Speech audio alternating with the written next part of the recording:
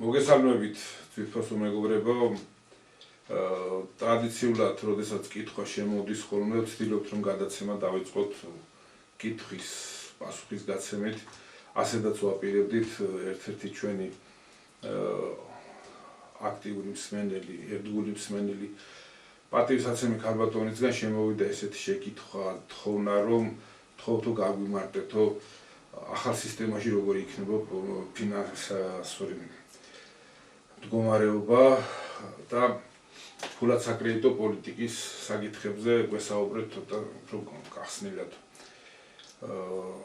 ჩვენს ირგვლივ მსოფლიოში და თვითონ ქვეყანაში იმდენად ცხელი მოვლენები ვითარდება, რომ დღეს ალბათ ჩვენ ვერ შევძლებთ ამ თემაზე საუბარს, სამომავლოდ გადავდოთ და საერთოდაც უკეთესი იქნებოდა თუ ამ თემაზე დავждებოდით ამ სფეროს სპეციალისტებთან ერთად, ფინანსისტებთან და ერთად ვისაუბრებდით და რაღაც საერთო აზრამდე მივიდოდით. ალბათ ჯერჯერობით ამის საშუალება არ იქნება, მაგრამ პირადად ჩვენ პირობას გაძლევთ, რომ შემდგომ გადაცემებში გამოვანახავთ აუცილებლად, რომ ამ თემას შევეხებით. მანამდე კი უნდა ვისაუბროთ იმ საკითხებზე, რომელიც ბოლო დღეებში განვითარდა მსოფლიოში. ყურადღების გადატანა გვიწევს ერთის მხრივ ვენესუელაზე და მეორეს მხრივ ირანში მიმდინარე პროცესებზე. როგორ ხდება, ქვეყნების, რომლებიც გარკვეულ სიმდიდრეს ფლობენ, თუ ამ ქვეყნების ხელისუფლებების მოსყიდვა ვერ მოხერხდა, რომ მიიღონ წვდომა და დაეუფლონ იმ ქვეყანაში არსებულ წიაღისეულ სიმდიდრეს, მაშინ ხდება შემდეგი რამ, ხდება დაფინანსება, ხელოვნურად შექმნა ოპოზიციის და იწყება გამოსვლები. ბუნებრივი რეაქცია იმ ხელისუფლებებისგან, რომ ცოტა მკაცრი პასუხი გასცენ ასეთ გამოსვლებს, გადატრიალებების მცდელობებს და შემდეგ ხდება ამ ხელისუფლებების დიქტატორებად გამოცხადება და იწყება უკვე მათი იზოლაცია, საერთაშორისო სანქციები და ქვეყნის იზოლაციაში მოქცევას ბუნებრივად მოსდევს ეკონომიკური სტაგნაცია, გაყარიბება, მოსახლეობის შეწუხება და შემდეგ უკვე მეხუთე კოლონის ამოქმედებით, აი მოსახლეობის ემოციებზე თამაშით ხდება ამ ხელისუფლებების შიგნიდან შეცვლის მცდელობა, თუ შიგნიდან არ მოხერხდა, მერე უკვე გარედან ჩარევა ხდება.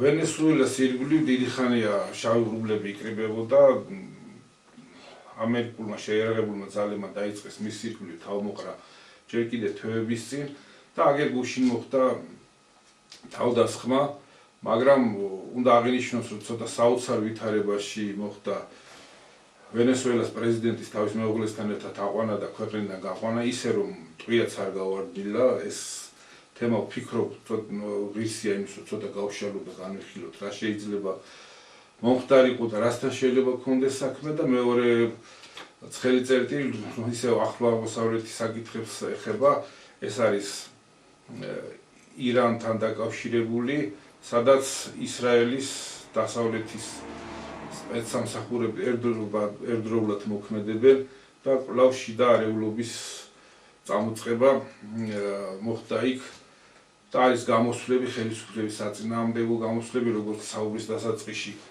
აღნიშნეთ, დიდი ხანია ირანი უკვე სანქციების ქვეშ იმყოფება და გასაკვირი არ არის, რომ იქ ეროვნული ვალუტის ინფლაცია წავიდა, ეკონომიკური დაცემა წავიდა და ამით უკმაყოფილი მოსახლეობის ემოციებზე თამაშობენ და მეხუთე კოლონაა ჩართული იმ პროცესებში, რომელიც იქ მიმდინარეობს. თავის მხრივ ქვეყნის შიგნითაც რო შემოვტრიალდეთ, კვლავ არ წყდება ნებათა ღელვა და არც უნდა შეწყდეს ეგრეთ წოდებული არაბული ქალაქების მშენებლობის ირგვლივ.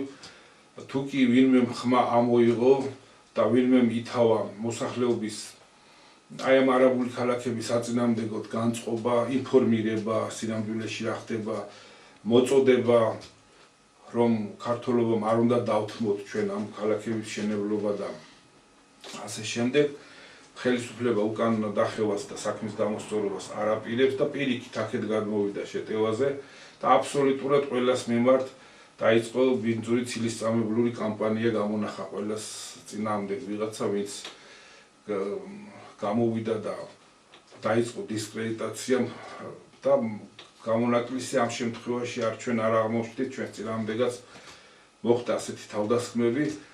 ნუ ჩვენ არ ვაპირებთ ამ თემაზე საუბარს დიდხანს გაგრძელებას. მხოლოდ ერთი რამე მინდა შეგახსენოთ, რომ ჩვენ ჩვენით არაფერს არ ვაკეთებთ.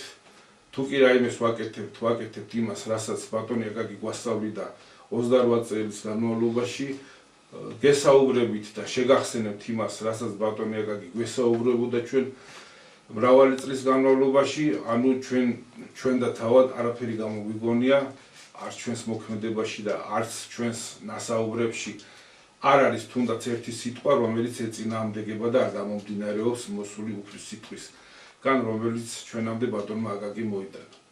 დავიწყოთ ამ თემაზე საუბარი, ტრადიციულად კახა. შენგან დავიწყოთ. მივესალმებით ჩვენს მსმენელს, მაყურებელს. ვენესუელაში განვითარებული მოვლენები მოკლედ როგორ შეიძლება შეფასდეს, საერთაშორისო სამართლით არის უაღრესად მძიმე მოვლენა და კარგს არაფერს მოასწავლის. დრო მალევე გამოაჩენს, ეხლა ეს წინასწარ გარიგების შედეგი იყო და უკვე საკითხი გადაწყვეტილია, თუ როგორც ბევრი ექსპერტი ვარაუდობს, რომ ამით უბრალოდ პრობლემა დაიწყო და არ გადაწყდება. არის მთელი რიგი ლიტერატურა გამოცემული თვითონ სხვათა შორის ამერიკაში, სადაც კარგად არის ჩამოყალიბებული მრავალი ათეული შეჭრა მეორე მსოფლიო ომის მერე სხვადასხვა ქვეყანაში, სხვადასხვა საბაბით, სხვადასხვა საფუძვლით დამხობა ხელისუფლების. ჯერ თვითონვე აღიარებენ, რომ ჩვენი ეს განვითარების ფონდები და ასე შემდეგ, USAID სხვა არაფერს აკეთებდა თუ არა ხელისუფლებათა ძირის გამოთხრას. მაგრამ მეორე მსოფლიო ომის მერე ჩამოყალიბდა გაერთიანებული ერების ორგანიზაცია, რომელმაც საერთაშორისო წესრიგს დაუდო გარკვეული საფუძველი, კიდევ უფრო მაღალ დონეზე აიწია საერთაშორისო ურთიერთობათა ნორმებისა და სამართლის საკითხებმა. ესე იგი, ჩვენ თუ ვაკვირდებით, რომ როგორ ჩამოყალიბდნენ ერები ისტორიის განმავლობაში, ისტორიული პროცესის განმავლობაში, ასევე დაკვირვებადი გახდა ის, რომ ყალიბდება ერთიანი მთლიანი საკაცობრიო სხეულით, რომელიც აი ჩვენ თვალწინ იდგავს ფეხს, დაწყებას იწყებს უარყოფითი ხაზით, დიდი ხანი არ არის, რაც დედამიწა ასე დამრგვალდა და დაპატარავდა.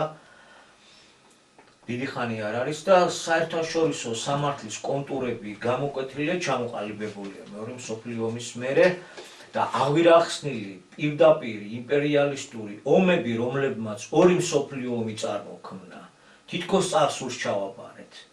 და ატომური ერა რაც დაიწყო მეორე მსოფლიო ომის მერე, საერთაშორისო სამართალი უფრო მკვეთრად ჩამოყალიბდა გაერთიანებული ერების ორგანიზაციის ფორმატით და პირდაპირ ასეთი ტიპის აგრესიები არის ძალიან უხეში დარღვევა, რასაც ჩვენ ახლა თვალს ვადევნებთ. პირდაპირ ანალოგი სულ ერთხელ აქვს. ისიც ლათინურ ამერიკაში, ისიც ამერიკის შეერთებული შტატების მიერაა განხორციელებული, როდესაც პანამის პრეზიდენტი პირდაპირ დააპატიმრეს სამხედრო სპეცდანიშნულების ძალების გამოყენებით, რაც ფაქტიურად ეხლაც განმეორდა, ასეთნაირად შეცვალეს და თვითონვე ამობენ, რომ იყო ბევრი წარმატებული გადატრიალებებიც, იყო წარუმატებელი გადატრიალებებიც, პირველი პირები ზოგი ფიზიკურად გაანადგურეს, ზოგი დაიჭირეს და მოსწეს, მაგრამ რეჟიმები ვერ შეცვალეს და ვერ ჩამოშალეს, მაგრამ მიაღწიეს იმას, რომ სამწუხაროდ გაჩაღდა სისხლისღვრა, სამოქალაქო ომები და ძალიან დიდხანს და დიდი უბედურობა მოუტანა ამა თუ იმ ქვეყანას. ეს იმის ნიშანია, რომ საერთაშორისო სამართალი დაშლის პროცესი მიმდინარეობს იმ ცენტრიდან, რომელიც დემოკრატიის მამად ითვლებოდა მსოფლიოში. ეს კიდევ ერთხელ მიუთითებს მოვლენისა და პროცესის საკაცობრიო მასშტაბით გაღრმავებაზე, როდესაც უნდა დაინახო, რომ შენ დგეხარ მხეცის წინაშე. მხეცს ნიღაბი ვეღარ აქვს და აღარ აქვს აფარებული დემოკრატიის და ამ გადატრიალების უკან ამ პირველი პირის დაკავების უკან რა არის? არა ნარკოტიკებთან ბრძოლის საკითხი სილამდვილეში, იმიტომ რომ ამაზეც ბევრჯერ ვისაუბრია. ჯერ ერთი ეს მსოფლიოს განარკომანება, მსოფლიო ერთმართველობისკენ, ეროვნული ცნობიერებათა მოსპობის, ღვთაებრივი სულიერების განადგურების შესანიშნავი საშუალებაა მსოფლიოს განარკომანება. დასავლეთი ჩაუდგა მსოფლიოს ხელახალი უდიდესი ძალით განარკომანების საქმეს, იქ მოიხსნა აკრძალვები ნარკომანიაზე და ვიცით ამერიკის ქალაქებში როგორი გამანადგურებელი მდგომარეობაა, თვითონ დადეს ეს მასალები. ვიცით ასევე ევროპის მთელ რიგ ქალაქებში და ქვეყნებში როგორ გაანადგურა ახალგაზრდობა, სხვაგან რატომ უნდა წავიდეთ, ჩავიხედოთ ჩვენთან რა ხდება, როგორ გაგვინადგურა ახალგაზრდობა, მაგრამ ეხლა გარკვეული პოლიტიკიდან გამომდინარე თითქოს ეს მიეძღვნა იმას, რომ კონკრეტულად ვენესუელას პრეზიდენტი იყო ნარკობარონი თითქოს. ჯერ ერთი ამ სპეციალისტებმა ძალიან კარგად იციან, რომ ხვედრითი წილი ვენესუელასი ძალიან დაბალია ამ საერთო ნარკოვაჭრობაში. აქ უფრო მეტად განსაკუთრებული დამაგრეველი ძალით თანამედროვე ქიმიის განვითარებით შექმნილი ხელოვნური ნარკოტიკი გვევლინება, ძირითადი სიკვდილიანობა სწორედ მასზე მოდის. ესე იგი, ვენესუელაში წარმოებული ნარკოტიკი და არა მარტო ვენესუელაში, სამხრეთ ამერიკის ქვეყნებში წარმოებული ნარკობარონები ამ შემთხვევაში მამა აბრამის პატკნევივით გამოიყურებიან იმ დიდ ბოროტებასთან, რასაც ეს ქიმიური ინდუსტრიის განვითარებით მიღწეული ხელოვნური ნარკოტიკი აკეთებს. ამერიკა მივიდა იმ მდგომარეობამდე თავისთავად და არა მარტო ამერიკა, თუ ამას არ გააჩერებს, ქვეყანა აღარ დარჩება. ეს არის საბაბი. ყველაზე მთავარი მიზეზი არის ნავთობი, იმიტომ რომ თანამედროვე ცივილიზაციას უნდქავს ნავთობით, ნავთობის ენერგეტიკით. ვენესუელას აქვს აღმოჩენილი მარაგების ყველაზე დიდი მარაგი, რაც დღესდღეობით მიკვლეული არის, ყველაზე დიდი მარაგი. ასეთივე დიდი ნავთობმარაგებით გამოირჩეოდა ირანი და პრობლემა რაშია? თუ კი რაც აბსოლუტურად სამართლიანია, ჩემ ტერიტორიას არსებული მარაგების შემოსავალი უნდა ხმარდებოდეს ჩემს მოსახლეობას. ეს არის ეროვნული საკუთრება, იმ ერის ტერიტორიაა და იქ არსებული მარაგებით, თუმცა საერთაშორისო მნიშვნელობის მიღებული მოგება უნდა ხმარდებოდეს იმ ერის კეთილდღეობას. ეს არის 2x2 4.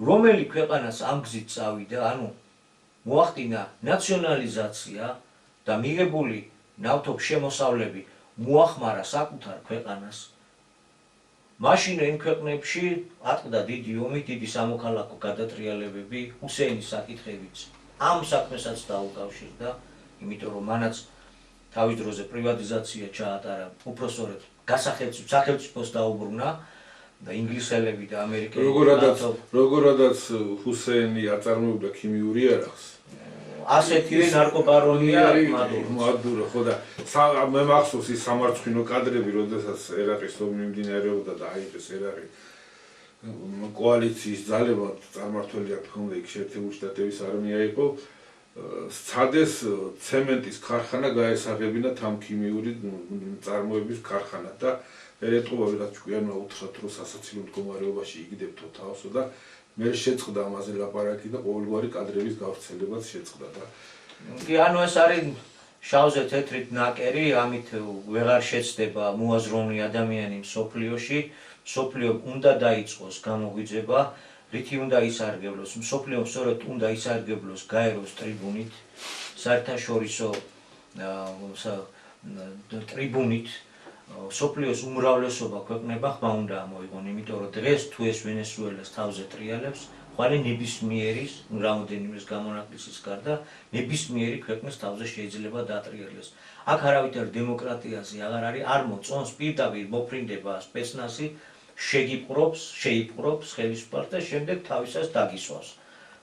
აქ არის, ესე იგი, მოკლედ პირდაპირ თქვა ტრამპმაც, რომ დღეიდან შევა და ჩვენი ამერიკის მესაკუთრე ნავთობკომპანიები დაიწყებენ ვენესუელას ნავთობის გაკონტროლებას. ესე იგი, ვენესუელას მიერ გასახელმწიფოებრივი ნავთობა სისტემა ახლა ამერიკელ კერძო კომპანიების გამდიდრებაზე ამუშავდება.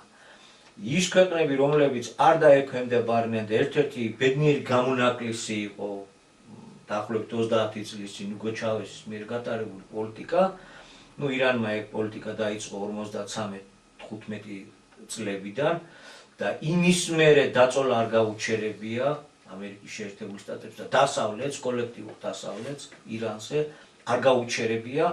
აგერ დღემდე ვენესუელა მოიტანა.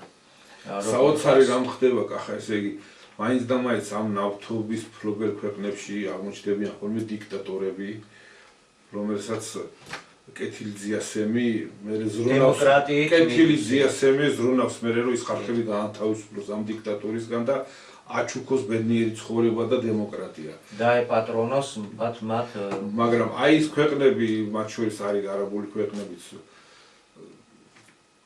რომლებიც თვითონ არიან თანახმად და თვითონ გადააულოცეს ამ მსხვილ ამერიკულ ნავთობწარმოებელ კომპანიებს თავიანთ ნავთობს არ ეწები, იქ თურმე დემოკრატიის მხრივ ყველაფერი რიგზია, ადამიანის უფლებები არ ირღვევა და ყავის და ჩქებს და გადმოდის დემოკრატია. ფაქტიურად არაბული ეს ქვეყნები არიან სწორედ თანამედროვეობის მონათმფლობელობის შესანიშნავი მაგალითები. ნავთობ შეიხები ცხოვრობენ აც ულტრა მდიდრულ ვითარებაში, შესანიშნავი ურთიერთობა აქვთ ამ გლობალისტურ წამყვან ცენტრთან, დაქვემდებარებული არიან და რიგითი არაბი ჩვეულებრივ განწირული არის მუდმივი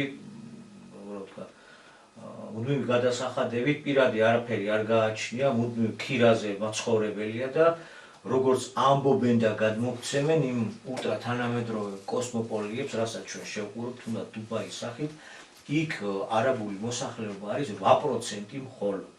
ესე იგი, ესენი არიან მდიდარი კოსმოპოლიტები, რომლებიც ამ სისტემაში მათთან ერთად შესანიშნავად თანამშრომლობენ, ვისთანაც ყველაზე მეტად ჩატკბა არსებული ხელისუფლება, ჩვენი ხელისუფლება.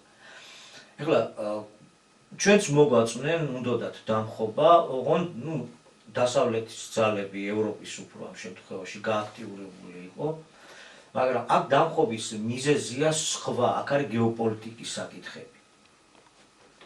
არსებულ ხელისუფლების მიმართ პრეტენზიები სხვა საფუძვლით გააჩნიათ და სხვა საბაბ მიზეზით უნდათ მისი შეცვლა მათ. რაც შეეხება ირანს და ვენესუელას, აქ სრულიად განსხვავებული საფუძველია.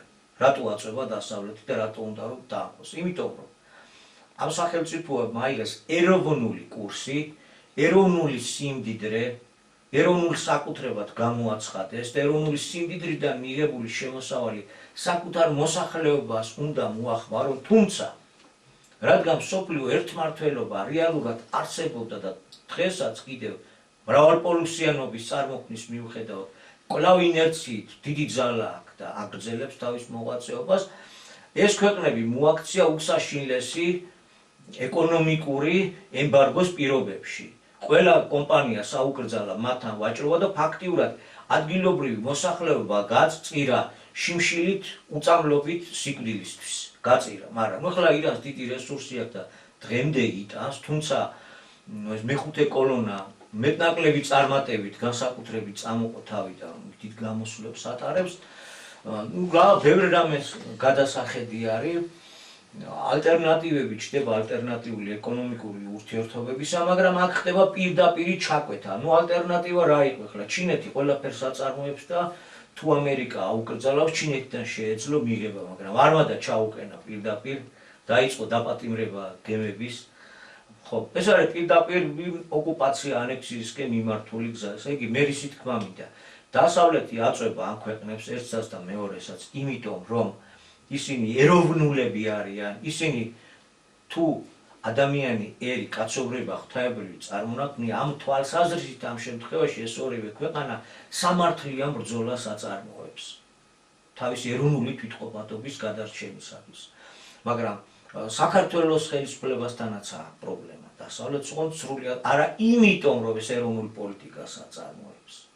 ჩვენ პირიქით ყოველგვარი ეროვნულის გარეშე სრულიად კოსმოპოლიტურზე გადავედით, ჩვენ და სამწუხაროდ, კარფანჯარა გავაღეთ და ის ძალები შემოუშვით და ვაშენებინებთ ქალაქს და ვამბობთ, რომ ეს შემოსავალს მოგვიტანს და ასე შემდეგ.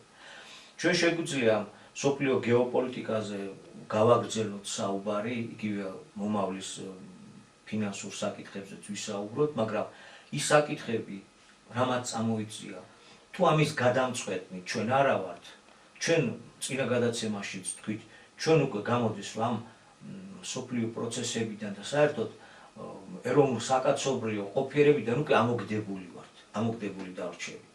ჩვენ არაფერს აღარ დაგვეკითხება, იმიტომ რომ აზრიც აღარ ექნება, ისე შეიძლება დემოგრაფია და აგერ ფაქტია სახეზე. თბილისის მთავარი მოედნები დღესასწაულებზე ივსება უკვე სრულიად სხვა ფერის, სხვა რასის, სხვა ცნობიერების ახალგაზრდობით. უკვე დამარცხებული ვართ. დარჩა რამოდენიმე წელი, რომ ეს ყველაფერი ბოლომდე გამყარდეს, ბოლომდე გაფორმდეს. ესე იგი, ჩვენ უკვე დავდექით ყოფნა არ ყოფნის საკითხების წინაშე. ისეთი გადანაწილება მიმდინარეობს მსოფლიოში. ბოლოს და ბოლოს ის დიდები ჩვენ საკითხს ისინი გადაწყვეტენ ჩვენ გარეშე. ეს ძალიან ცუდი იქნება, მაგრამ იმდენად გავაჯანჯლეთ და იმდენად დავკარგეთ დრო, რომ საგარეო საკითხი ახლა შენ ნეიტრალური იქნები და ნატოში შეხვალ თუ არ შეხვალ, ამას შენ კი აღარ გადაწყვეტ. გადაწყვეტენ იქ. ეს შეიძლება უკვე ალიასკაზია გადაწყვეტილი. შეიძლება ესეც ალიასკაზია გადაწყვეტილი, რაც ხდება ვენესუელაში. ვერ ვიტყვი, თავს ვერ დავდებ, დაველოდებით, გამოჩნდება. კითხაობას ვერ დავიწყებ, არ არის გამორიცხული. რომ როცა მრავალ ერთპოლუსიანი, როცა ირყევა და იშლება და მრავალი პოლუსი ყალიბდება, ბუნებრივად მოსდევს ამას გავლენის სფეროების გადანაწილება. ყველა თავისას ითხოვს. კი, ყველა თავისას ითხოვს. აი იმ დოქტრინით, იმ იმპერიალისტური დოქტრინით, მონროს დოქტრინა რო ამოწია, დასავლეთ სფერო მე, ორივე ამერიკის კონტინენტი მე, ნუ თავისი კანადითა და გრენლანდიით, ხო, ნუ ვენესუელას თავისთავად აქვე არის. ასევე როგორც ჩანს პრეტენზიას იტოვებს ამ ახლობელ, ამ აღმოსავლეთზეც ირანის განეიტრალებით, რომ ისრაელს არეალი მისცეს და გასაქანი და ნუ როგორც ჩანს არ ვიცით ეგეც გამოჩნდება ტექნოლოგიური უპირატესობის არ დაკარგვის მიზნით ვერ ელევა ტაივანს. ეს წერტილები აქვს მონიშნული. რომ ამერიკა შეინარჩუნოს ის დიდი სიდიადე და იყოს მაინც პოლუსებს შორის მთავარი დამტყმელი და წამყვანი. ეს არის მათი გეგმა. შესაძლებელია შეთანხმება არის და ჩვენ გარეშე შეთანხმდებიან. ჩვენ არ გამოგვიჩენია სერიოზული ინიციატივა. ჩვენ გაწირულ პროექტს ვამსახურებთ ქვეყანა, რასაც დასავლეთთან და ნატოში ინტეგრაცია ქვია. გრჩება ერთი რამე. ჩვენ წავალთ ყველაზე გამანადგურებელი გზით. კარფანჯარა გავხსენით, რეკლამას უკეთებთ და ვეხვეტებით აქ. აგერ ფაქტი სახეზია. ხო არ ვიგონებთ. კონცერტი ვერ გამართეს, იმიტომ რომ კონცერტში მომსვლელ ხალხში უმრავლესობა უკვე უცხოელი იქნებოდა. ამას რომ შენ არ გადაიღებ, შენ ამას არ მაჩვენებ. ეს იმას ხო არ ნიშნავს, რომ ეს ფაქტი არ ხდება. რეალობაში არ არის, რაც სინამდვილეში უკვე არის. ამიტომ აქ გვაქვს უმთავრესი საკითხი, რომ არაბული ქალაქების უკანონო მიგრაციის არავით არის არასწორად ვსაუბრობ, უკანონო კი არა. საერთოდ მიგრაცია უნდა ავხსნათ რა არის და რა შუაშია საქართველოს მიგრაციის და მიგრანტების მიღებაზე. როგორ შეიძლება ჩვენ სოფლიოში მიმდინარე უზარმაზარი ნაკადების გადაადგილებისთვის გამოვყოთ ჩვენი ტერიტორიები და დაუთმოთ. ჩვენ არც შესაბამის დემოგრაფია გვაქვს, არც ტერიტორია გვაქვს სამაგისო, ვერ ავიტანთ, ვერც ერთ შემთხვევაში. ერთი ნაბიჯიც, მეორე ნაბიჯიც და მესამე ნაბიჯიც არის განქართველებისკენ მიმავალი გზა. მთავარია ჩვენ ამაზე ვიყოთ მობილიზებული, ამ საკითხებზე ვიყოთ შეკავშირებული, კონცენტრირებულები. როგორც კი კონცენტრაციას დავარღვევთ და სხვა თემებისკენ გადავიტანთ, ჩავთვალოთ, რომ ჩვენ დავმარცხდით. ჩვენ ამოგვრიცხავთ და არც საერთაშორისო პოლიტიკის საკითხები იქნება ჩვენთვის საინტერესო და მნიშვნელოვანი და არც ის თუ მომავლის სისტემაში როგორი ფინანსური ურთიერთობები შეიძლებოდა რომ შეგვექმნა და შექმნილიყო. თუმცა პასუხისმგებლობა აღებული გვაქვს და მაინც რასაც შევძლებთ მომავალში მივუძღვნით, თუნდაც პატივსაცემი პიროვნება ვითხოვს, მივუძღვნით, რაც ჩვენ შეგვიძლია რამოდენიმე სიტყვით. ამ ეროვნულ ძალთა კონცენტრაციაში უდიდესი მნიშვნელობა ენიჭება და მიენიჭება ეკლესიას. მართალია საქართველო არის სეკულარული ქვეყანა. ეკლესია გამოყოფილია პოლიტიკური ცხოვრებიდან, ასეთი ქვეყანაა მოწყობილი, მაგრამ ეს არ არის უკვე პოლიტიკური საკითხი მხოლოდ. ეს არის პოლიტიკური საკითხია, რაც სწორედ იმას ნიშნავს, რომ ვიყოთ თუ არ ვიყოთ, ყოფნა არ ყოფნის საკითხია. ამიტომ აქ ეკლესიის სიტყვა ყველაზე მეტია და რატომ? იმიტომ რომ ეკლესიას გაცილებით დიდი ავტორიტეტი აქვს ვიდრე ცალკე აღებულ ნებისმიერ პარტია ორგანიზაციას. თავის დროზე წარმოუდგენლად მიაჩნდა საზოგადოებას სააკაშვილის მიერ დამყარებული დიქტატურისგან განთავისუფლებაც. შევარდნაძეც ეგონათ, რომ შევარდნაძის რეჟიმიც მარადიული იქნებოდა, ასეთი წარმოდგენები ითესებოდა, მაგრამ კონკრეტულად სააკაშვილის რეჟიმიც გამოკვეთილი კაცრი დიქტატურა, რომელიც ქუჩაში სროლებით გამოირჩა და აღარ მოყვებით, ყველა ვიცით ეს ამბები, მაგრამ მოხდა ისე, რომ ეკლესიის მხარდაჭერით ღიად და პირდაპირა სათქმე ჩაითვალა, რომ სამება აგვიშენა, ყველაზე დიდი და მნიშვნელოვანი ტაძარი, მთავარი ტაძარი თაქვეხმარა, რომ იქ შესანიშნავი ცხოვრება მოაწყო, სადაც მოღვაწეობდა თავის სოფელში. აქ ერთ პიროვნებაზე არაა მარტო, აქ არის პრინციპზე. ოლიგარქი, მოდის ოლიგარქი ქშველის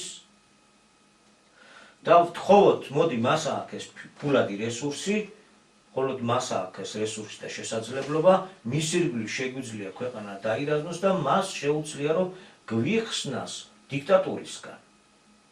და ამ საკითხში ლომის წვლილი დაიდო სწორედ ეკლესია. ესე იგი, საბოლოო ანგარიშით ჩვენ ვერ მივხვდით მაშინ რა გავაკეთეთ. აქ თავარი ის არის, ახლა დემოკრატიასაც სჭირდებოდა.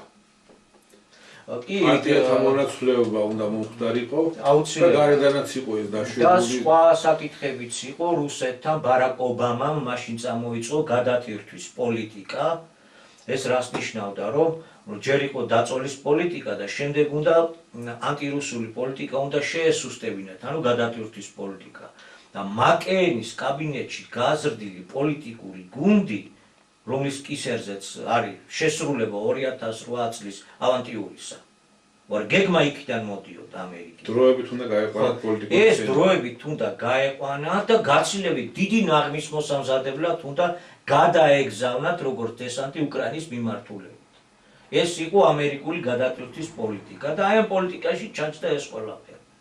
მაგრამ ეკლესია როგორც ყველაზე დიდი ნდობის მატარებელი საზოგადოებრივი სისტემა ამ შემთხვევაში წინა ფლანგზე დადგა. უფრო მეტიც, როდესაც ამ ხელისუფლებამ გადაწყვიტა, რომ ხელისუფლება გაიმარადიულოს და წავიდეს მონარქიისკენ, ღიად არის უკვე საკითხი. და დაუპირისპირდა დასავლეთს და მონაცვლეობა გააჩერა, პოლიტიკური მონაცვლეობა გააჩერა და ასევე ევროპისთვის მთავარი იყო რუსეთის დამარცხება ბრძოლის ველზე და საქართველოს ტერიტორიის გამოყენებაც გარკვეული წრეების ინტერესებში შედიოდა, თუმცა ამავე წრეებში გლობალისტებში არსებობს ის მოსაზრება, რომ რესურსი პატარაა და შუა აზიასთან კავშირი გაგვიწყდება, ამიტომ საქართველოს ჩავრთოთ თუ არა ამ ომში, ეგ არ იყო იქ ბოლომდე ვერდიქტი დარტყმული. თანაც თუ საქართველოს კიდე ამზადებენ კიდევ სხვა უფრო მიზნებისთვის თავის საცხოვრებლად. იმათთვის როგორ არის, მართალია ვერ მივახციეთ მსოფლიოს ერთმართველობას, მაგრამ საქართველოს ხელში ჩაგდების და მითვისების გეგმაზე უარი არაა ნათქვა. ამიტომ აქ ომი მათთვის მიუღებელი იყო.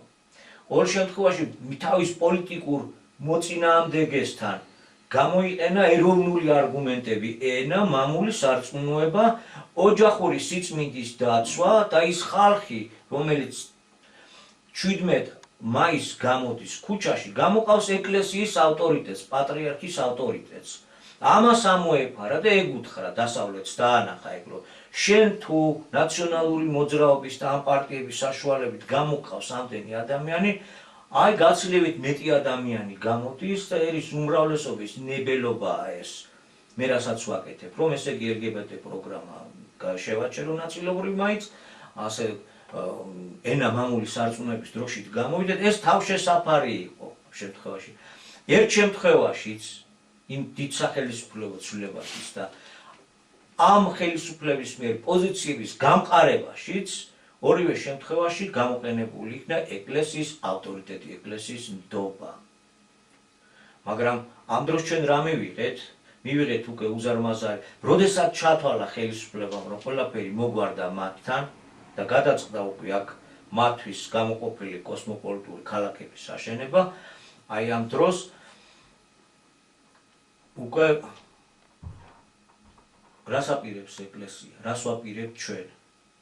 თუ ეს გაგრძელდება, ჩვენი გაქრობის წამზომი უკვე ჩართულია. ჯერ არ დაუწვიათ, ჯერ ბარი არ დაუკრავთ და უკვე მეჩეთია აშენებული. ჩვენ არც მეჩეთი გვეჯავრება, არც სინაგოგა გვეჯავრება და ამ თემაზეც ვისაუბრებთ, უეჭველად თუ კიდევ მოგრჩება, მთავარ რაბინს გავცემთ პასუხს, პასუხ გასაცემია. მაგრამ ჩვენ ვხედავთ, რომ ეს არის უკვე დემოგრაფიული ექსპანსია, რომელიც საერთოდ შეცვლის საქართველოში ქართველი ერის მდგომარეობას. დავკარგავთ თბილისს, დავკარგავთ ბათუმს, დავკარგავთ საქართველოს იმხელა ეკონომიკის, იმხელა რაოდენობის, იმხელა შეძლების ძალას უხსნით კარებს. აი ამ დროს ეკლესიამ თავისი ავტორიტეტი უნდა გამოიყენოს ერის გადასარჩენად. რომ იყოს ისეთი მძლავრი პოლიტიკური ორგანიზაციები, მძლავრი საზოგადოებრივი ორგანიზაციები, ვინც ამას თავს გაართმევდა, რა თქმა უნდა, ეკლესიას, რომელიც სეკულარულ ქვეყანაში პოლიტიკაში ჩარევის უფლებას არ აძლევს, არ შევაწუხებთ. საერო ნაწილი ამ პრობლემას გადაწყვეტდა, მაგრამ საერო ნაწილი, ანუ პოლიტიკური ნაწილი იმდენად დააკნინა მიმდინარე პოლიტიკურმა პროცესებმა, ეროვნული ნიშნით მოქმედი ძალები მეტად შეზღუდულია თავისი დაფარვის არეალით. ამიტომ ეკლესიაზეა ძალიან დიდი მნიშვნელობა. გარკვეულწილად ჩვენივე ხელით მოხდა იმის გამყარება, რომელიც მოგვიტანა განქართველების ყველაზე უფრო ძლავრი პროცესი, რასაც ისტორიულად არასოდეს არ ქონია ადგილი და თუ ოდესმე ჰქონია, მომხდარა აჯანყებები, როგორც კახეთის აჯანყება, რომ დავით აღმაშენებლის მოღვაწეობაზე რომ აღარაფერი თქვა და აი ეს მამული და ეს დემოგრაფია სწორედ იმ დიდი ბრძოლებითაა შევუნარჩუნებული. ბრძოლებისა და ხმლის დრო წარსულს ჩაბარდა და ჩვენ ისეთ ეპოქაში ვართ, რომ ყველაფერს ისეთ სწრაფად დავკარგავთ, ისე კაპიტალურად და საფუძვლიანად, რომ უკან დამბრუნებელი არავინ აღარ იქნება. გრძნობთ იმასაც, რომ ამას კარგად აცნობიერებენ, ამიტომ გვაქვს ცნობა, რომ საეკლესიო წარმომადგენლობამ უკვე აწარმოა გარკვეული სახის შეხვედრა ხელისუფლებასთან, წარუდგინა მთელი რიგი არგუმენტები და მათ შორის ისიც ნათლად დაანახა, რომ მიწების გაყიდვა მხოლოდ სააკაშვილის დროს კი არ დაიწყო, დღესაც დიდი სიჩქარით რომ გრძელდება, დიალოგი დაწყებულია, ველოდებით შედეგს, ველოდებით საშობაო ეპისტოლეს რა მოწოდებებით გამოვა საპატრიარქო. აი ეს საკითხები ძალიან მნიშვნელოვანი იქნება მომავალ წლის განმავლობაში. იმიტომ რომ ჩვენ ან ამ პროექტებს ვაჩერებთ, ვძლევთ, ან არადა უკვე აზრს კარგავს დანარჩენი პოლიტიკური აქტიურობა. ჩვენს გარეშე იქნება მიღებული გადაწყვეტილებები და როგორც ჩანს ისინი ჩქარობენ შესაძლო გეოპოლიტიკური გადანაწილების წინმსწრება თუნდაც ფაქტი უკვე შექმნან, რომ ეს მათია. და მომავალმა გადამნაწილებლებმა უნდა გაითვალისწინონ მათ მიერ გადადგმული ნაბიჯების თაობას. ახლა რაც შეეხება შეიძლება რომ გადავიდეთ მეორე საკითხზე ებრაელ ერის საეკლესიო დღესასწაულზე მიბრძენებული ჩვენი მთავრობის წარმომადგენლები იქ სანთლებს რო ანთებენ ეს მართლმადიდებლობაში ჩდება თუ არ ჩდება უკვე მეორე საკითხია და ყურადღებას იპყროს მთავარი რაბინის გამოსვლა ქართველ ებრაელთა მთავარი რაბინის გამოსვლა იწყებს ისეთი სიტყვებით რომ ვინ უფრო ადრე მოვიდა აქ ჯერ კიდევ ეს არ არის გარკვეულიო სამეცნიერო წრეებში ამაზე ჯაბაასი მიმდინარეობს კვლავ ესე იგი ებრაელები 2006-ას თუ უფრო ადრე ებრაელები უფრო ადრე არიან მოსული აქ თუ ქართველები თურმე სამეცნიერო წრეებში დღემდე ჯაბაასის საგანია კიდევ ეს ერთი საკითხი მეორე საკითხი არის ის რომ ჩვენ აქ შვიდობიანად ცხოვრობდითო და რატომღაც არ იყო შესაბამისად აღნიშნული და ხაზგასმული თუ რა იყო ამის საფუძველი და მესამე საკითხი რომ ხდება პასპორტების ხელახლა გაცემაო ეს ცოტა არ იყოს რთულად გასაგებია რას ნიშნავს ხელახლა გაცემა პასპორტების ესე იგი მოქალაქეობის და ადგილბინადრობის მინიჭებაზეა ალბათ მითითება და ამას ხელისუფლების წარმომადგენლებს ესაუბრება და ელაპარაკება რომ გონი მსოფლიო გონი აქ უნდა წამოვიდესო ისრაელიდანო პირდაპირ ეუბნება და წინ უზის ჩვენი ხელისუფლების წარმომადგენლობა ნაწილი იქაც უნდა დარჩესო იმიტომ რომ მსოფლიო გონი იქაც ჭირდება მაგრამ აქ უნდა წამოვიდესო ხო მოკლედ ძალიან რთული სურათი იხატება ქართველობის წინაშე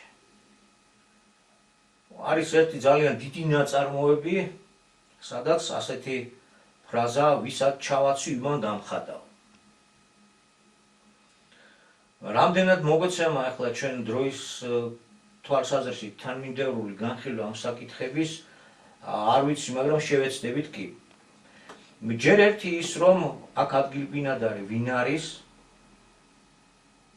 ამ კითხვას და ამ საკითხს მოსული იმპერიები ცდილობდნენ რომ ჩაენერგათ რომ შენ მოსული ხარ შენ არასრულყოფილი ხარ იმიტომ შენ ჩემი ვასალი უნდა იყო ეს იმპერიები ამა თუ იმ ფორმით ოერთვის ცდილობდნენ რომ შემდგომში უკვე მეცნიერება ჩამოყალიბებული ქართული მეცნიერება რამენარად დათრგუნულ მდგომარეობაში ემყოფებინათ და ყველაზე თავშეკავებული ობიექტურობას გადაცილებული თავშეკავება ეს განსაკუთრებით უკვე საბჭოთა ეპოქას ეხება და სადღეისოდ რა შეიძლება ვთქვათ სადღეისოდ ის უნდა ვთქვათ რომ თანამედროვე კვლევებმა სანთელ-სამკვლეველი გზას მაინც არ დაკარგავს როგორც ნათქვამია თანამედროვე მეცნიერულმა კვლევებმა აი იმ კითხვებს თითქოს სადავოო პირიქით საფუძველი გამოაცალა თანამედროვე გენეტიკის მიღწევებმა და გენეტიკურად გახდა შესაძლებელი რომ შესწავლილიყო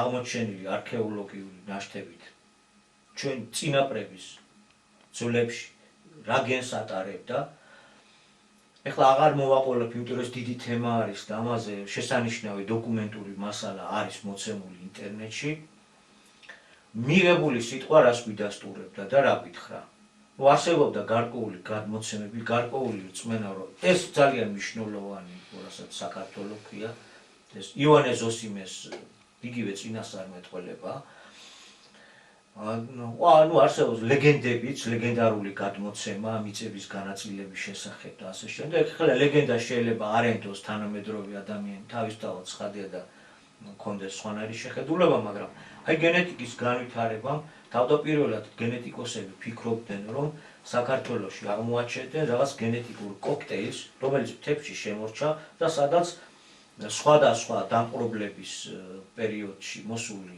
კვალი ყველაფერი იქნებოდა აღრიმსხული და აღბეჭდილი ანედაც საქართველო იქნებოდა რომელიმე ერთ-ერთი განშტოების უცვლელი ფორმა შემორჩენილი შემოზღუდული თებით შემოზღუდული არეალის გამო მაგრამ გენეტიკურმა კვლევებმა აღმოაჩინა სრულიად საწინააღმდეგო და გამაოგნებელი რამ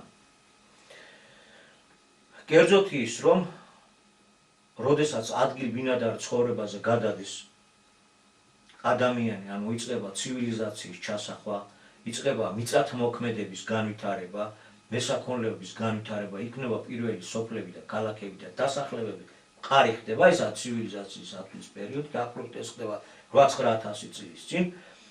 აი იმ დროს ყალიბდება გარკვეული გენეტიკური მუტაცია, ეს გენეტიკური მუტაცია, ეს გენეტიკური კოდი თითქმის ყველა ხალხებშია აღმოჩენილი. ესე იგი, ადამიანებმა, რომლებაც შექმნეს პირველი ცივილიზაცია, სწორედ დაიწყეს გამრავლება და აი ამ ცივილიზაციის მსოფლიოში გავრცელება, გატანა.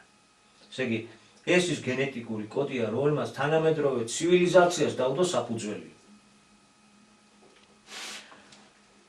და აი ამ გენეტიკური კოდის მატარებელია ქართველი ერი. ესე იგი, ქართველი ერი არის ცივილიზაციის შემქმნელი ხალხების პირდაპირი მემკვიდრე, ერთადერთი შემორჩენილი პირდაპირი მემკვიდრე, რომელსაც შემდგომ სხვა ხალხების აღრევა და შერევა არ განუცდია. იგი დაცული აღმოჩნდა კავკასიის მთების პირობებში.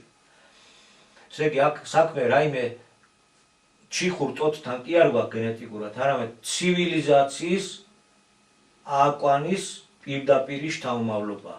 ეს პირდაპირ ეხმიანება და პირდაპირ ადასტურებს მოსული სიტყვის ჭეშმარიტებას, რაც გაცხადდა. მოსული სიტყვით ეს არის გაცხადებული, რომ დიახ, საქართველოა ცივილიზაციის აკვანი, ქართული ენა იმ ადამის ენის პირდაპირ მემკვიდრე, მოვადრო, თუ კაცობრიობა გადარჩება, ამის აღიარება ეტაპობრივად დაიწყება და ერთ-ერთი საფუძველი ბოროტების გზის დაგდებით, სწორედ ესეც იქნება, რომ ყველა მეფე მოიტანს აქ თავის დიდებასა და პატივს. ეს ცოტა სხვა თემა არის. ასე რომ, თანამედროვე მეცნიერულმა კვლევებმა მინდა მთავარ რაბის შევახსენო, რომ ქართველების სამხრეთიდან ამოსვლის და სხვა ტერიტორიებიდან მოსვლის საკითხი მთლიანად მოხსნა და გამორიცხა. ამას არც ერთი არ ველოდით. თორე ჯერ ერთი ესეთი სწრაფად თუ განვითარდებოდა მეცნიერება გენეტიკის შესწავლის მიმართულებით, ასეთი სიღრმისეულად თუ დადგინდებოდა ეს საკითხები, ამას სწორედ გითხრათ, ასეთი სწრაფად არ მოველოდით, არც ჩვენ. მიუხედავად იმისა, რომ სულიერი გზით მიღებული ინფორმაცია გვედო, მაგრამ ჩვენც მაინც ურწმუნო თომები ვართ და თითის ჩასაყოფს ვითხოვთ ხოლმე ყოველთვის და ეს უზარმაზარი თითის ჩასაყოფი მასალაა, როგორც თითოეული ქართველისთვის, ასევე იმათვის, ვისაც საქართველოს ტერიტორიაზე თვალი უჭირავს და ლამობს ჩვენ აქედან გაყვანას და თავისა გადმოსახლებას სხვადასხვა დემაგოგიით ამართლებს და უნდა რომ გაამართლოს. ახლა მეორე საკითხი. ჩვენ აქ მშვიდობიანად ცხოვრობდითო. ეს იყო ქართველებით დასახლებული ტერიტორია და ებრაელი ერი მშვიდობიანად აქ ცხოვრობდა ქართული ბუნებიდან გამომდინარე. და ამას დაფასება უნდა. ჩვენ როდესაც ქრისტიანობას ვეზიარებთ და გავხდით ქრისტიანები, იმდენად შემწყნარებლები ვართ. მიუხედავად იმისა, რომ რელიგიურად სრულიად დაპირისპირებულია იუდაიზმი ქრისტიანობას, ქრისტეს საკითხში თავისთავად ცხადია, ამასაც ხას უსვავ, იმიტომ რომ ძველია ჩვენთვისაც წმინდა რელიგიური თვალსაზრისით და თავისთავად ცხადია, კანონიკურია. მიუხედავად ამისა, ქართველი იმდენად შემწყნარებელია, რომ არასოდეს რელიგიური კუთხით არ გაუმწვავებია საკითხი და ებრაელი ადამიანი დევნის ობიექტი არ გამხდარა, ებრაელი ადამიანი ისეთი მეძმა და მეგობარი იყო ჩვენი და მართლაც ათასობით წელი ერთად მშვიდობიანად ცხოვრობდით, განსხვავებით სხვა ქვეყნებისა, განსხვავებით ევროპისა, სადაც ამ რელიგიურ ნიადაგზე ყოველთვის იფეთქებდა ხოლმე ებრაელების წინააღმდეგ იწყებოდა დევნა და გასაგებია, რომ ებრაელმა ერმაც თავდაცვის მიზნით ჩამოაყალიბა თალმუდიზმის ის დახურული ცნებები და კანონები, რაზეც არაერთხელ გვითქვია. ხო, ამიტომ ამასაც დაფასება უნდა. ეს 26 საუკუნოვანი მშვიდობა და რბევის გარეშე ცხოვრება ქართული ბუნებიდან გამომდინარე არის. დღეს რო ასე უკანასკნელ მდგომარეობაში ჩაგვაგდო ამ ფორმაციამ, ამ სისტემამ, ამ სიონისტურმა, კაპიტალისტურმა სისტემამ და დაგვამახინჯა, ეს არ ნიშნავს, რომ ასეთი მახინჯ სახეს არ მოადგენთ ისტორიულად და პირიქით. ჩვენ შეგვეძლო ყოფილიყავით ჭეშმარიტად კაცთმოყვარეები, ჭეშმარიტად მეგობრობის უნარის მქონეები და შემწყნარებლები. ამის დავიწყება არ ეგრეს. ისრაელის სახელმწიფოს შექმნაში რა როლი აქვს იოსებ ბესარიონის სტალინს, მეორე მსოფლიო ომში რა როლი ითამაშა და გვათამაშა დრომ და ჟამად და გარემო ქართველობას, რამდენი მსხვერპლი გვაქვს გაღებული, რამდენმა ქართველმა თავი დასდო ებრაელის გადარჩენისთვის, რომ გაზის კამერაში არ დაეწოდა, თვითონ შევიდა და წმინდანობის რანგში სწორედ ამ ნაბიჯით ამაყდა. ეს კიდევ ერთხელ ხათა რელიგიური წარმომადგენელი. კიდევ ერთხელ ხას უსვას თუ რამდენად კაცთმოყვარე ბუნებაა ჩადებული ქართველში. რელიგიურ სახესხვაობას და დაპირისპირებას თვით რელიგიის მოღვაწეც მართლმადიდებელი მღვდელიც კი შემწყნარებლად უყურებს და ცდილობს, რომ ის გადაარჩინოს როგორც ადამიანი და ის არ დაწვან უმელში და ასე შემდეგ. ყოველივე ამის მერე, ამ მართლაც უძვირფასესი ისტორიული მაგალითების შემდეგ. ეხლა ვისაც ჩავაცვი, მან გამხადაო? ეს უფალი კი ზევიდან ვიყურებს. ყველას მორწმუნე უნდა ვიყოთ არა, თავისთავად როცა მით უმეტეს ღვთისმსახურნი ვართ. სიკეთეზე სიკეთით თუ არა, ყოველ შემთხვევაში ბოროტებით მაინც ხომ არ უნდა უპასუხო.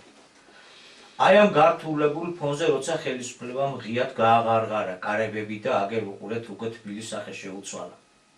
იმდენი მიგრანტია შემოსული.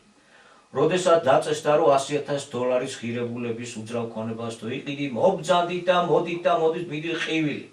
არა ეგ ხელოვნური ინტელექტია, გვატყუებს და თვალებს გვიბმარს. აი ამ ფონზე ასეთი განცხადებებით გამოსვლა ვასალურ დამოკიდებულებაში ყოფ ვაი ხელისუფლების წინაშე, რომ თურმე საკითხავი აქვს ვინ მოსულა პირველი, რომ თურმე ქართველის დამსახურება კი არ არის შიდა ცხოვრება, თურმე ეს თავისთავადი მოცემულობა იყო. რატო არ იყო მაშინ ესეთი თავისთავადი მოცემულობა თუნდაც სპარსეთის, თუნდაც რომის, თუნდაც ევროპის ქვეყნების, თუნდაც რუსეთის წიაღში? ხომ უნდა ამას ჩაღრმავება რა. როდესაც გამოდიან და იწყებენ იმის დასაბუთებას, რომ თურმე აქ ყოფილა ნამდვილი იერუსალიმი, ეს არის უფლის ციხე, როცა ხდება მცხეთაში ასეთი დიდი შესყიდვები და მთელი ამბები, რომ აქ უნდა აშენდეს გეცემანის ბაღი. ამ ყველაფერს დაფიქრება უნდა, ჩანს ეს ყოველივე და რაც თავარია ამას უფალს ხედავს. და გაწეული სიკეთეზე, რაც ქართველმა ერმა უანგაროდ გაგიწია და თავიც დაუდია ებრაელის გადასარჩენად. ახლა როცა კოსმოპოლიტურ ბაზარზე საგანგებოდ მოყვანილმა სისტემამ ჩვენ ბაზარზე დაგვაგდო, ჩვენ დასამწუხაროდ, ჩვენი ხელით სურევია, ეს ჩვენი დანაშაულიც არის, ამას ვაღიარებ. ამ დროს ასე მიუდგეთ და ასე მოვეპყროთ ქართველ ერს და ეს გამოვამჟღავნოთ სასულიერო მოღვაწე. არ მგონია ეს ღვთაებრივ სამართალში ჩდებოდეს და არ მგონია რომ ასეთი ნაბიჯი მერე შეეწიოს ვინმეს ან რამეს. ჩვენ კი იმას ვიტყოდით, რომ სიონისტური პოლიტიკა დაუყავს დედამიწას, მსოფლიო მკვლობელობისკენ სწრაფა, მსოფლიოზე გაბატონებისკენ სწრაფა, სხვათა გენოციდი დაუყავს მსოფლიოს და ძალიან ცუდ სამსახურს და დამღუპელ სამსახურს უწევს ებრაელ ერს. ჩვენ ვიცით იქ ძალიან კარგად ესმით მიმდინარე პოლიტიკური პროცესების სიმრუდე თვით ისრაელში. ძალიან კარგად ხვდებიან, რომ ეს ამბები არის პროვოცირებული, ფანატიზმიდან გამომდინარე, რომელსაც კეთილი დასასრული არ ექნება, პოლიტიკაში არის შესული რელიგიური ფანატიზმი, ეს არ არის უბრალოდ ღვთისრწმენა და ასე შემდეგ, ეს არის უკვე რელიგიური ფანატიზმი, რომელმაც შეიძლება მოიტანოს მხოლოდ სისხლისღვრა, მხოლოდ უბედურობა, მხოლოდ გენოციდი. ეს გასაჩერებელია, იმიტომ რომ არსებული ცნობიერებით დაუპა გადაწყვეტილია მთელი დედამიწის. და ნუ ვითამაშებთ დაუნგუპელის როლს მთელი მსოფლიოსათვის. ჩვენ ნამოქმედებს გამართლება არ ექნება თუ მორწმუნეები ვართ მის თვალში პირველ რიგში. უფლის სიტყვა აქაა გაცხადებული საქართველოში. და ზოგადად ბოროტების გზა გვაქვს დასაგდები ხალხო. ესაა უმნიშვნელოვანესი. და თუ ამ გზით წავართ, ყველას დაუფასდება თავისი დამსახურება, ყველას ეტაპობრივად მიეცემა საკუთარ ქვეყანაში, საკუთარ ეროვნულში განვითარების საშუალება, არსი ამაშია იმ სიტყვებისა, სადაც წერია, რომ ყველა ქვეყნის მეფეს მოაქვს თავის დიდება და პატივი. იქ საიდანაც ასეთი ტიპის აზროვნება და ასეთი ტიპის ყოფიერება დაიბადება და შემდეგ განეფინება მთელ მსოფლიოს. ეს არის ის კარდინალური საკითხები, რასაც გარკვევა უნდა და ჩახედვა უნდა. ახლა ქართველი არის იწყებს გამოგვიძებას, და ეს გამოგვიძება უნდა იყოს სწორი მიმართულებით. მართალია არსებულმა ხელისუფლებამ, რომელიც ფიქრობთ, რომ თავის თავს არ ეკუთვნის, ეკუთვნის სისტემას, ფულის სისტემას. ამ გზაზე გვაყენებს კოსმოპოლიტური აღზრდა, თქვით ეროვნული ცნობიერება თუ მიუღებელია, მაშინ მის მოსასწრებლად ეროვნული ყოფიერება უნდა მოსწრო.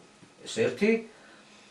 ამ მდგომარეობაში გაყენებს ვალდებულება, იმიტომ რომ რა ხარ მდიდარი ადამიანი, ერთი შეხედვით ოლიგარქი, ყოვლის შემძლე ხარ, ფული გაქვს და ხო, მაგრამ მეორეს მხრივ ყველაზე მეტად ხარ ამ ფულით დაბმული და გაბმული.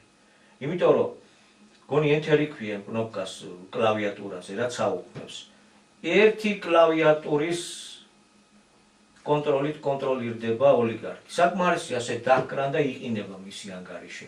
არაფერი ის გაშვევინა, იმას ვერ შეუძლია ნურზე. ამიტომ არის, რატო ვამბობ, რომ ფულის გზა როცა ავირჩიეთ და გვეგონა რომ ფულიანით, ეხლა ამ ადამიანსაც დავადეთ აუწონავი წონა. და მთლიან გზაში, სტრატეგიაში შეგვეშალა ერთსაც და ბერსაც. სამართლიანობა მოვითხოვს აღნიშნოთ, რომ ტვირთიც ბევრი დავადეთ. ხო, დაუძლებელი ტვირთი მოვითხოვეთ ეხლა. თი მე ამდენათა ჩვენამდეა მოსული. კაცო ეგრო გაკეთდესო, გასახურდიაზე უარესი მომელის ალბათო.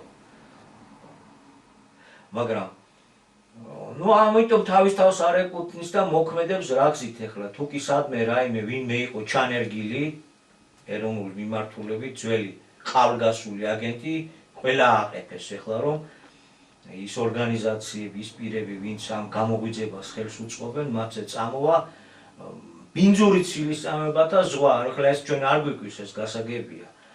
მაგრამ კიდევ და კიდევ აი დასკვნისთვის რომ თქვა, მთავარი სიტყვა უკვე გადადის ეკლესიის მესეურზე.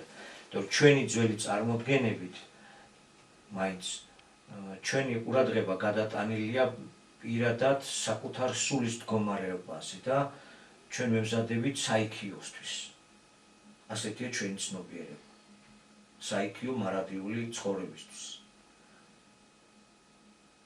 ნებისმიერ შემთხვევაში სული ვერ ჩამოყალიბდება, თუ ის მოყვასის სამსახურში არ ეწრთობა. მოყვასის სამსახურისთვის მოგცა ერი. როცა ერზე ვფიქრობთ და ერისთვის ვლოცულობთ და ერისთვის მოქმედებთ, მაშინ ხდება მხოლოდ საკუთარ სულზე, ზრუნველობაზე მაღლა ასვლა, მაღალ საფეხურზე ასვლა. როცა ღვთის წინაშე წავსდგებით, რას ვეთქვით? როცა ქვეყანა იყიდებოდა, ჩვენ რა პოზიცია გვეკავა? საკუთარ სულებზე ვლოცულობდით და არ მივაქციეთ ამ საკითხს და ამ პრობლემას ყურადღებაო? რა გვექნება სათქმელი უფლის წინაშე? თუ რწმენაზეა ლაპარაკი და თუ მორწმუნეები ვართ, რა პოზიცია დავიკავეთ? მაშინ, როდესაც უკვე ის ძალები მოდიან, რომლებიც თავიანთ რწმენას რელიგიას მოიტანენ და ღვთისმშობლის წილხვედრი ქვეყანა გახდება სრულიად სხვა მოდგმის, სხვა რასის საკუთრება. კიდევ ერთხელ ვიმეორებ, ყველა მოდგმას, ყველა რასას, ყველა ერთს აქვს თავის ისტორიული წმინდა სამშობლო, იქ უნდა იყოს და იქ გაუმარჯოს. მაგრამ როცა შენ ეს ეკონომიკური პოლიტიკა გაკარგვინებ და სამშობლოს რაც ჩაგაბარა ღმერთმა მოსავლელად მოყვასთან მსახურობის სასწავლებლად და მარადიულ ნეტარებაში როგორ გინდა მარადიულობაში როგორ გინდა შეხვიდე თუ შენ საზოგადოებრივი არსება ხარ და იქ უნდა გამოჩნდეს რა ხარ და როგორ ახარ განცალკევები და ცალკე გასვლით არა აი ამ დროს რას აკეთებდი ესაა ძალიან მნიშვნელოვანი უკვე ესე იგი ჩვენი წარმოდგენით რომ უკვე ჩვენ საგამოცდო თანამედროვე ტერმინის მიხვარ ტესტის რაობისა უკვე ვიცით და მხოლოდ ლოცვით და საერო ცხოვრებიდან სასულიერო ცხოვრებით საერო ცხოვრებიდან გამოსვლით და სასულიერო ცხოვრებაში შესვლით ვიხდით ვარს უფლის წინაშე და ვემზადებით მარადიულობისთვის დრომ სხვანაირად შემოატრიალა დრო ასეთ რამეს გვეუბნება რას უშვრები შენ ერს ამ დროს მით უმეტეს როცა არ მოითხოვება კაცის მოკლა ხმლის ხელში აღება აქ მოითხოვება ელემენტარული მოქალაქეობრივი ვალის მოხდა ბოლოს და ბოლოს ალბათ საჭირო გახდება ვამობთ რომ ესენი თავის თავს არ ეკუთვნიან საჭირო გახდება საყოველთაო დიდი დემონსტრაციის მოწყობაც საოცარი რა არის ეს საკითხი კვლავ მოედანზე წყდება და რაღაცა მოედანზე გვაწყვეტინებს როგორც თავის დროზე იმ დიდ მოედანზე გადაწყდა იერუსალიმის საკითხი და სოფლიოს ვებედიც ვინ გამოვიდოდა ქრისტესთვის ხმის ამოსაღებად და ვინ გამოვიდოდა ბარაბასთვის ხმის ამოსაღებად ახლაც ეგ უნდა გამოჩნდეს მაშინ ძალთა თანაბარდობა პირიქით იყო ჩვენს ბევრჯერ აქ საქართველოში პირიქით დავატრიალეთ მაგრამ ბოლოს და ბოლოს აქ არის ნატურალური მოცემულობა კარგი სიტყვით მოსვლა ვერ გაგვიგია ნატურალურად ველოდებით რომ ისე უნდა მოვიდეს და ისე ეს ვერ გავიგეთ დავუშვათ კი ბატონო მაგრამ აი მამულს რო კარგავ ესეც ვეღარ გაგიგია მამულს რო დაკარგავ ამაშენებულ ტაძრებს რაღა აზრი აქვს შიგ ვიღა შევა ან ის ვინც მოდის თუ დატოვებს ამ ტაძრებს ამ დროს რაღაც აკეთებ ის რო რადგან სეკულარულია და პოლიტიკაში ჩარევის უფლება არ აქვს პოლიტიკა კი არა ესაა ყოფნა არ ყოფნის საკითხი აი აქ უკვე ყველას გვაქვს ბოლოს და ბოლოს პირდაპირ დევნას დაიწყება ყველა დაიწყება აქედან ქართველების და მართლმადიდებლების გაძევება უნდა მოხდეს მაშინ ამ მართლმადიდებლობის მსახურების პირდაპირ დევნას დაიწყება მოვაზრო და ეხლა თუ ვიღაცისთვის ეს წარმოუდგენელია აგერ წარმოიდგინოს თავი რამოდენიმე წლით ადრე და თუ წარმოიდგენდა იმას რას დღეს ხდება ვინმე თუ წარმოიდგენდა რომ ასეთი აფერადებული იქნებოდა რუსთაველი თავისუფლების მოედანი კორპუსებში ამდენი უცხოელი და სხვა მოდგმის ხალხი და სირია ქრისტიანული სახელმწიფო იყო და ქვეყანა იყო და სირიას ჩვენ მართლმადიდებულ ხაზთან დიდი დამსახურებაა მაგრამ დღევანდელი მდგომარეობა რა არის და ის შეხლა შემოხლები რაც წარმოიჭრება ხოლმე ნომერ პირველი არის ქრისტიანის მოკლით იწყება იქ პირველ რიგში კლავე ჯერ ქრისტიან ჯერ აღარ შემორჩენილი მე დანარჩენი უკვე ეს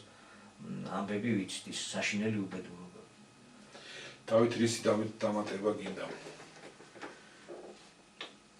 ძალიან საინტერესო თემებია და ურაცსაღები და მართლა ყოფნა არ ყოფნა დგას დღეს ქართველი ერის და მერე მთელი კაცობრიობის და ეს უნდა გაიგოს აუცილებლად საუბარი ქონდა ჩვენ სულიერ ლიდერებზე კიდევ ერის გონის მატარებელი ხალხი თუ კიდევ ვინმე არის შემორჩენილი და თუმცა არ არიან ოდიში და აი სიტყვის ხმარება არ მეყვარს ხოლმე ჩარეცხილები ყველამ ერთად უნდა დადგეს და ამოიღოს ხმა რაც შეიძლება მალე შეეთყობა ამას რა თქმა უნდა აგერ აი 2-3 დღეში ბევრიც არა დარჩენილი დაიდება ამის ნიშანი და მე ჩვენ იმის და მიხედვით ვიმოქმედებთ და ვიტყვით რა და როგორ არის და რა გვმართებს ისი რანაბიჯების გადადგმა მაგრამ ფაქტის საფეზია კაცო აი ესე რომ გვიტევენ უკვე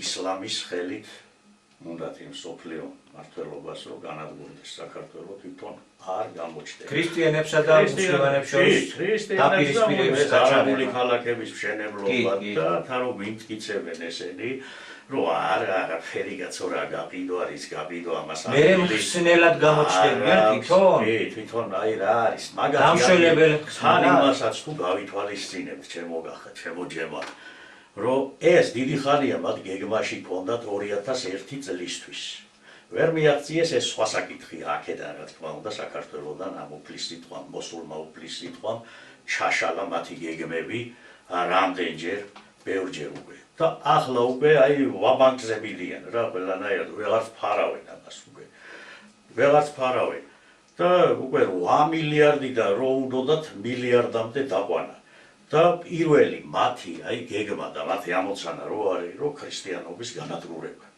დანარჩენ რელიგიებს ადვილად მიუხედავთ ჯერ ეს ვიშლის ხელს ქრისტიანობა და ქრისტიანობაში მართლმადიდებლობა აი სოფლიო ბატონობის მიღწევაში ვიტო ეს ჩვენი მართლმადიდებლები ეს სულიერი ლიდერები არიან მართლმადიდებლობის დამცველები თუ არიან ისინი და სიმართლის დამცველები ჯოროდემდე უნდა გქონდეს ტაბუ დადებული ამ თემებში აი ტაბუს თავი დავანებოთ ამაზე ხმა არ უნდა მოიღონ და ვერ ხედავენ ამ საფრთხეს მე ახლა ეჭვი არ მეპარება მეგობრებო რომ მათ არიციან ამის შესახებ ძალიან კარგად და წინვალეთ იციან უკვე იმიტომ რომ კარგად ვიცით 96 წელს უკვე პატრონაგისთან არიან მისულები 10 კაცის თანდასრებით ახლა არ გავაგრძელებ და სიტყვით არ ვიტყვი რა მოხდა მაშინ და მათ კარგად იციან რომ უფლის ჭეშმარიტი სიტყვა აი ამ ადამიანთან იყო არის საქართველოსია მოსული და მე რა მოხდა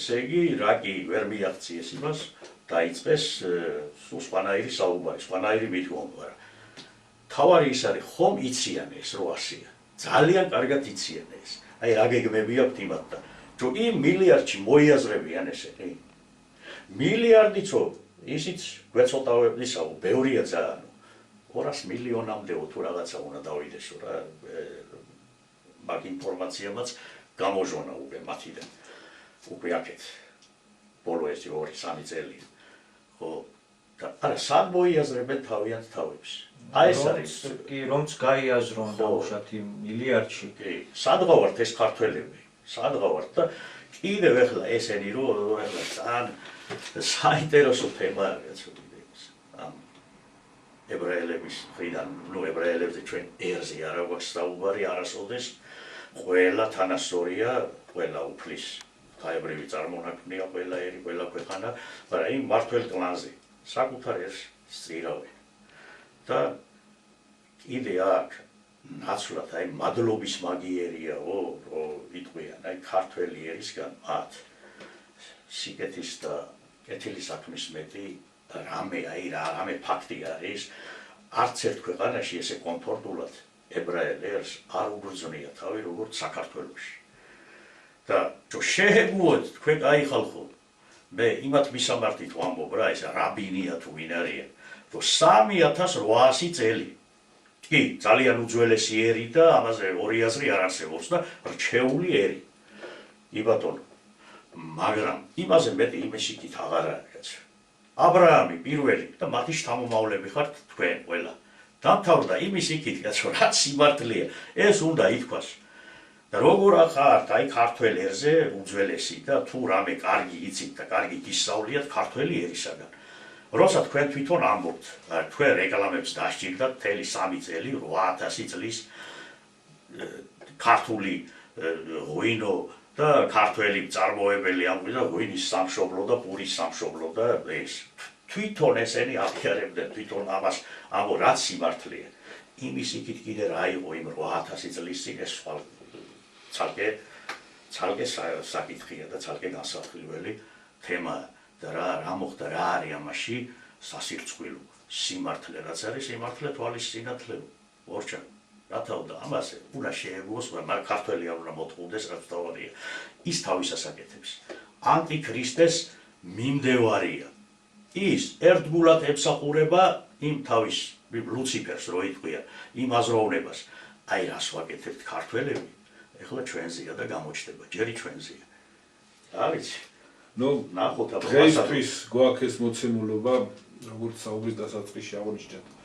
2 ცხელი წერტილია, სადაც რაღაცები წყდება, ერთი ვენესუელა, მეორე ირანი.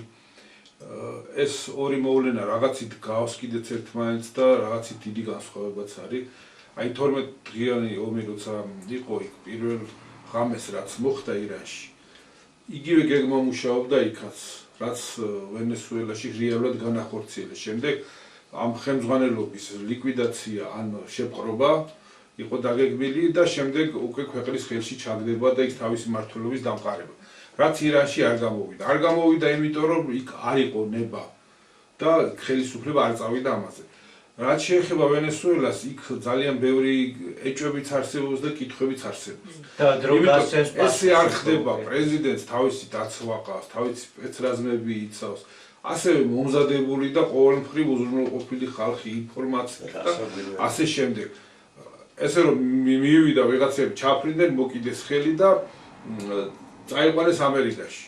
ეს სცენარი უკვე სცენარებსაც კი აღემატება, ეს ჰოლივუდის ფილმები როა და თვით ბოლივუდის ინდურ ფილმებსაც კი აღემატება რაღაც გაზღაპრებული ესე არ ხდება და ნუ გამოჩნდება, აქ შეიძლება ორი ვარიანტი არსებობდეს. ერთი რომ თვითონ მადურო მიიღო ხელშეუხებლობის გარანტია თავის ოჯახთან ერთად და თვითონვე წავიდა ასე ვთქვათ ინსცენირებაზე, ან მეორე რომ მის ირგვლივ ყველა იქნა მოსყიდული და ეს ერთი კაცი თავის მეუღლესთან ერთად, თავის ოჯახთან ერთად დატოვეს მარტო და ამ შემთხვევაში მაშინ შესაძლებელი იქნებოდა თუ კი ყველა ძალოვანი სამინისტრო და მისი გარემოცვა გადავიდოდა ასე ვთქვათ სხვა უცხო ქვეყნის მხარეზე, მაშინ უკვე სარწმუნოა რომ ეს ოპერაცია ამდაგვარად შეიძლება განხორციელებულიყო. რაც შეეხება ირანს, ირანში გეგმა არ იმუშავა, ის რაც ვენესუელაში მოხდა და ეხლა ჩაერთო უკვე თუმცა არა გამორიცხული ჯემალი.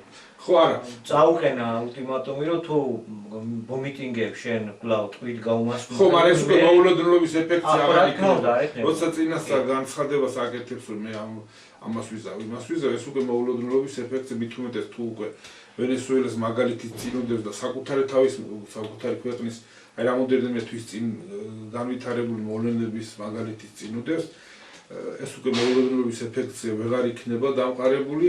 აქ პირდაპირ ინტერვენცია დამუქრება არის, რომ პირდაპირ ინტერვენცია მოხდება, თუ კი თავის მოსახლეობაზე და მომიტინგეებზე ხელს აწევს. არა და ახლა როდესაც ისინი უკვე ზღვარს გადავლენ, როგორ უნდა მოიგერიოს სახელმწიფომ, თუ ცოტა მკაცრი ზომები არ გაატარა. ეგ სხვა საკითხია რა თქმა უნდა. ირანის ჩამოშლა რას მოგიდა? კი ბატონო, არა, ირანის ჩამოშლა და მისი დანაწევრება ჩვენ დიდ საფრთხეებს შეგვიქმნის და ეს სრულიად მიუღებელია.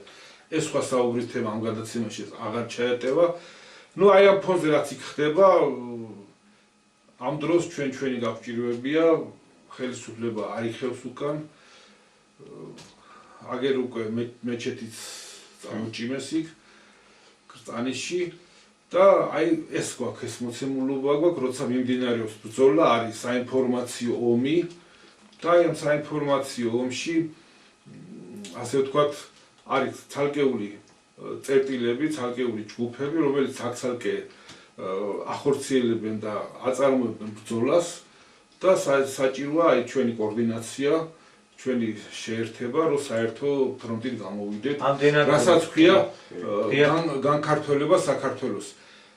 აქ ყველაზე ცუდი ის არის, რომ აი ამ განქართველება მიმდინარეობს შეუქცევადი სახე აქვს.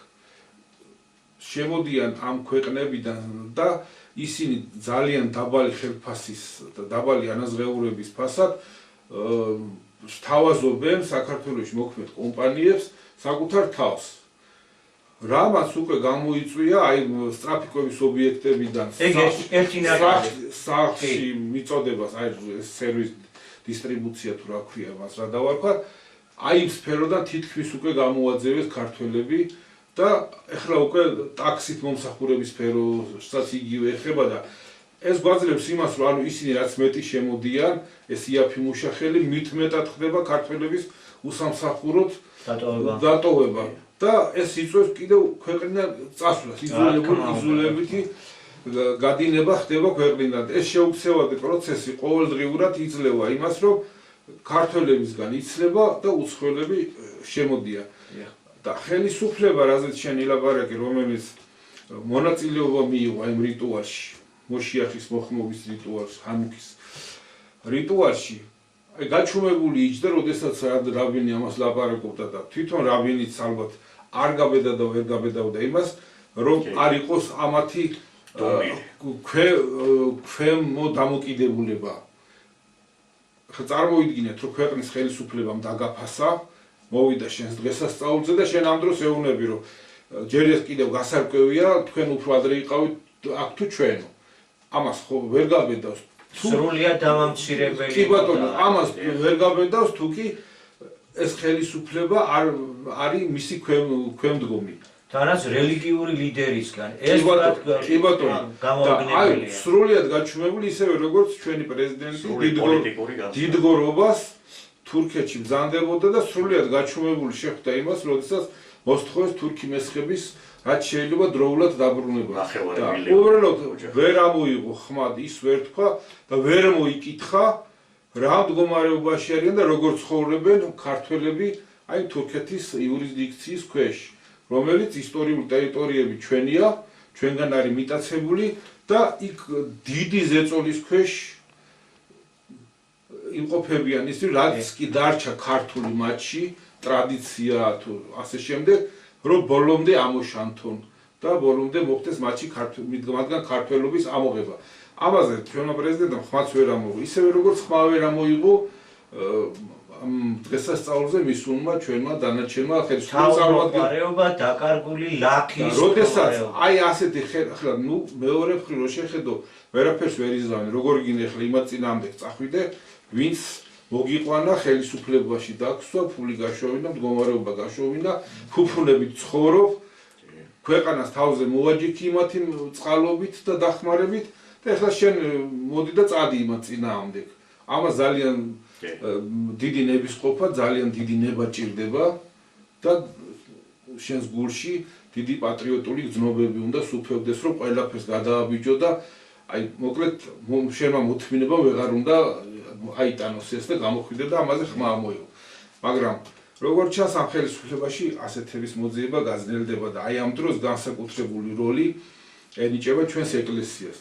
მე წინა გადაცემებში დიდი მადლობა გადაუხადე ცალკეული სასულიერო პირებს, რომლებიც გამოვიდნენ, ღიად გააკეთეს განცხადება, მოწოდებები, აქციაზეც იყვნენ მისულები, როდესაც ამ არაბიზაციის წინამდებ აქცია გაიმართა, მათი მოწოდებით იქ მათი მრევლის ასე ვთქვათ, წევრებიც იყვნენ წარმოდგენილები ალბათ და მათ ძალიან დიდი მადლობა, მაგრამ ამ შემთხვევაში გადამწყვეტი მნიშვნელობა ექნება საპატრიარქოს ოფიციალურ პოზიციას, სინოდის განცხადებას, ან თუნდაც აგერ შვიდში დაველოდებით საშობაო ეპისტოლეს რა იქნება, რა ქადაგება იქნება, რა სიტყვია, რას მოუწოდებენ ერს, რაზე გაამახვილებენ ყურადღებას, ეს დღეების ამბავი, ეს ამ დღეში გამოჩნდება ეს ყველაფერი. დასასრულს მინდა დამშვიდობებისას მოგილოცოთ შობა ახალი წელი, რაც ალბათ გადაცემის დასაწყისში უნდა გამეკეთებინა. მაგრამ აი ემოციური ფონის გამო რატომღაც გამომრჩა მრავალი ახალი წელი თქვენთვის, თქვენი ოჯახებისთვის, თქვენი ყველა საყვარელი ადამიანისთვის და რაც თავარია ჩვენი სათაყვანებელი სამშობლოსთვის. ჭეშმარიტ. მომავალ შეხვედრამდე მადლობთ ყურადღებისთვის. მადლობთ ყურადღებისთვის.